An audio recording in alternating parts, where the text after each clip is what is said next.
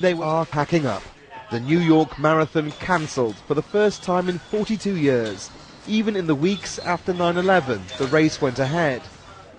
But as bodies were still being pulled from wrecked homes, the public outcry about holding a big sporting event easily outweighed the spirit of keep calm and carry on. This is where the New York Marathon was due to start, on Staten Island, one of the worst affected areas. While few doubt it was the right decision to cancel, they're wondering why the decision wasn't made earlier in the week, before tens of thousands of runners arrived in New York. Barriers and tables were being taken away. There were generators here, food and security staff, all useful elsewhere. People are hurting on Staten Island. People are saying, where's the relief coming from? It's not coming. But there are resources here that would be helpful. So I don't understand how even you would think that it's a good idea. I don't get that. Fuel is still in short supply. This a queue at one of the mobile petrol stations being set up across New York to help ease the backlog. Help is getting through to those who need it most. Communities are rallying round.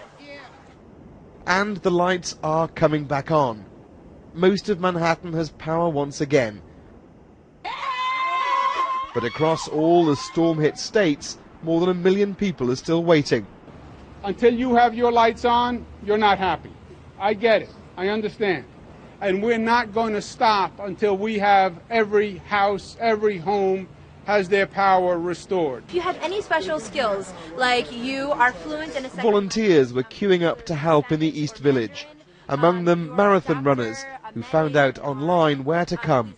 I was ready to run, and but there's just a lot of controversy, and I just felt a little uncomfortable running, but was willing to run just because I trained for it for so long. So, but I'll be excited to run next year when the city is back on its feet and run through the streets. I just want to help the people of the city. We're actually going to be heading over to an apartment complex that still doesn't have electricity, and we're going to knock on their doors and make sure that they're okay and help them if there's anything that they need.